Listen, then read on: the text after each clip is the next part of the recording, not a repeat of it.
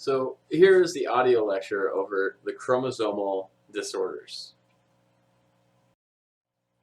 So talking about chromosomal disorders, this oftentimes falls under the envelope or the umbrella of genetics, right? Genetics are the DNA that you're given, okay?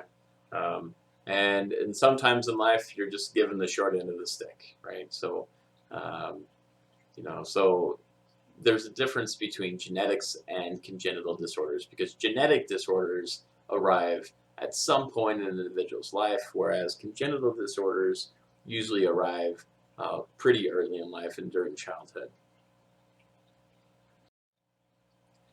So just to remind everybody what a chromosome is, a chromosome contains the genetic information, right? The DNA that codes for all proteins in your body, right? Those proteins have various functions, okay? Depending on if you're looking at, let's say, a structural protein or an enzyme, right, that is facilitating a reaction. Right? You have 23 chromosomal pairs, with one of those pairs being a sex chromosome, right? So the X or the Y chromosome.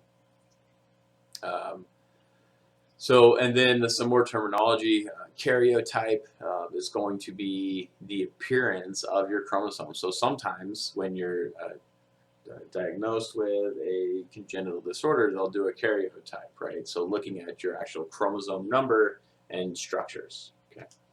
And then you have the phenotype. And the phenotype is the outwardly facing appearance that one gives. Okay. And so your genotype is your genetic information right here. So again, the genotype will dictate your phenotype. Okay? And then your karyotype has an influence on your phenotype as well, as you're going to see in some cases. So some patterns of inheritance, right? So we have these terms that we all need to be familiar with. So homozygous, heterozygous, dominant, and recessive. Okay? If you will tune to the Punnett square lecture that I have, I think we're all probably at least vaguely familiar with Punnett squares. It can determine your pattern of inheritance, and whether or not a gene is dominant or recessive dictates whether a trait is going to be present or phenotypically present. Depends on if it's homozygous or heterozygous, and I will explain that in another lecture over patterns of. All right, so genetic and congenital disorders will be caused by mutations in the DNA sequence. Once those mutations, if they start to accumulate in the sequence, then they can result in a protein malformation. All right. So far, 800 disorders have been identified in genetic and congenital disorders, and they're highly variable. We're going to focus on a select few to really focus on these patterns of transmission. Right. So that's how we generally characterize them. We can't spend the course talking about each and every single one. That would take an entire term, probably 2 terms. So we're going to select specific examples from these topics. Okay. So first one is going to be autosomal. So you have your autosomal chromosomes referred to chromosome 1 through 22. Right. And so your sex link, they are different from your sex-linked chromosomes because sex-linked determine your sex. They are either X or Y, okay? And we see problems in the sex-linked chromosomes, and we're going to focus on that for a specific one.